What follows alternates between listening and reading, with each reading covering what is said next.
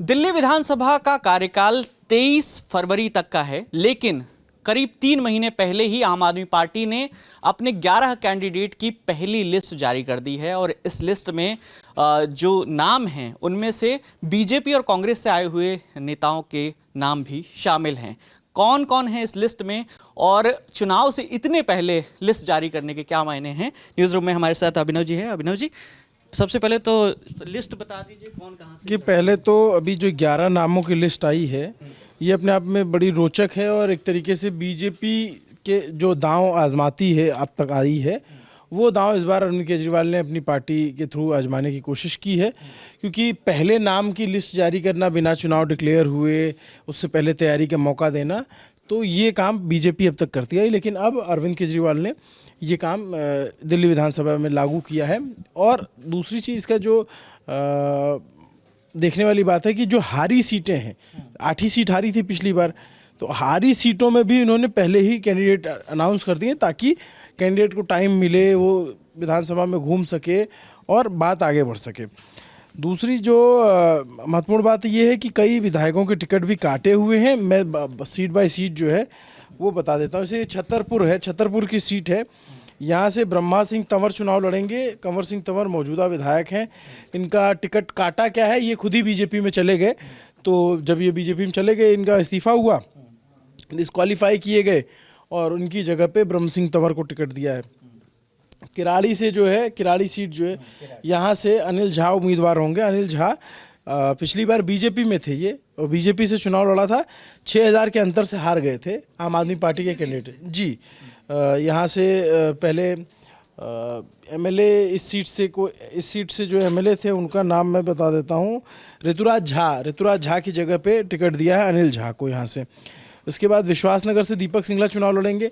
दीपक, ये हारी सीट है, ओम प्रकाश शर्मा बीजेपी के यहाँ से विधायक हैं और दीपक सिंगला पिछली बार लड़े थे, 16,000 वोट आए हुए थे और ये करीबी कोर टीम में से माने जाते हैं। इनको इंचार्ज बनाया गया था महाराष्ट्र और गोवा का जो है, तो इनको दोबारा से टिकट मिला हुआ दीपक सिंगला को।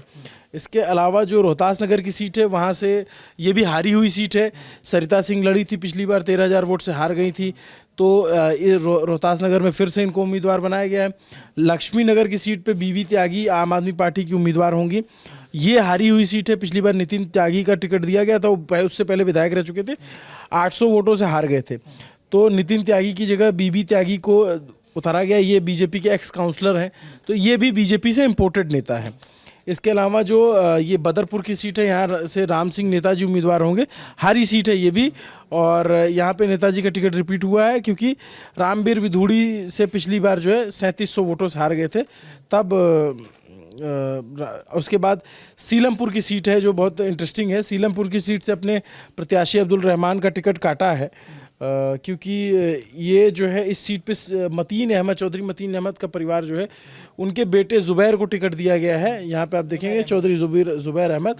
मतीन अहमद जो 1993 से लगातार 5 बार उस सीट से विधायक रहे। आम आदमी पार्टी की सरकार आने के बाद वो चुनाव हारना शुरू, एक तरीके से उनका गढ़ था, वहाँ हारते नहीं थे, लेकिन इस बार अपने मौजूदा विधायक का टिकट काट के उनके परिवार, यानी वो कांग्रेस से थे और वो कांग्रेस से बीजेपी में आ गया, उनके बेटे बीजेपी में आ गए। कई बार होता है, पता नहीं वो आए कि नहीं आए, उनके बेटे आ गए तो इसका मतलब वो भी आ गए हैं, और सीलमपुर से उनको टिकट दिया है।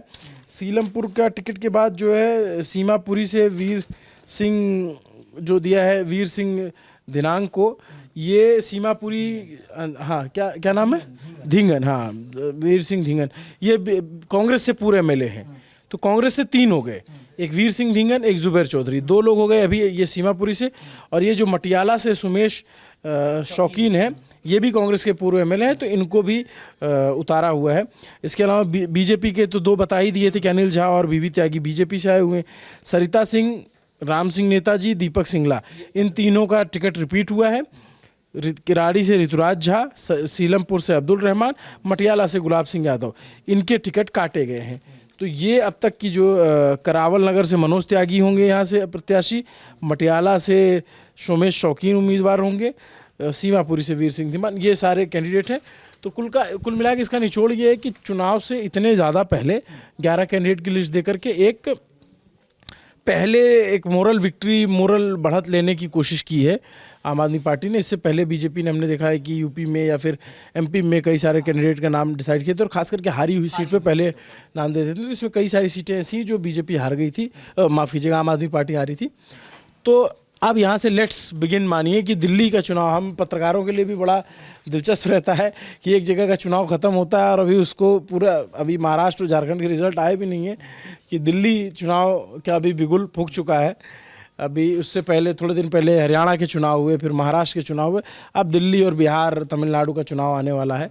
तो ये एक इम्पॉर्टेंट अपडेट थी, हमें लगा दर्शकों को ज़रूर देनी चाहिए और उनको ये जानकारी हमने पहुँचाई।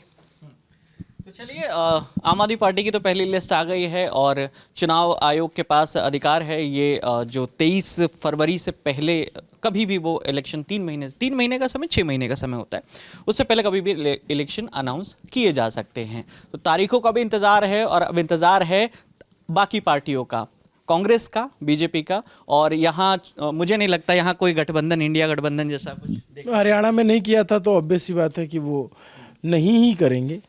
अब लेकिन राजनीति है, किसी संभावनाओं से इनकार नहीं किया जा सकता, लेकिन ऐसा है अब तक की जो जानकारी, उसमें आम आदमी पार्टी और कांग्रेस के गठबंधन की कोई बात नहीं है। अभी तक 3 प्रमुख पार्टियां हैं और फिर देखते हैं बसपा और तमाम अन्य पार्टी भी इस चुनाव में उतरेंगी। तो इस मामले पे आगे जो भी अपडेट आएगा, ललन टॉप पर लगातार हमारी नज़र बनी हुई है। कैमरे के पीछे मेरे साथी मयंक है, मेरा नाम विकास वर्मा है और इस चर्चा में हमारे साथ अभिनव पांडे थे। देखते रहिए दी ललन टॉप। शुक्रिया।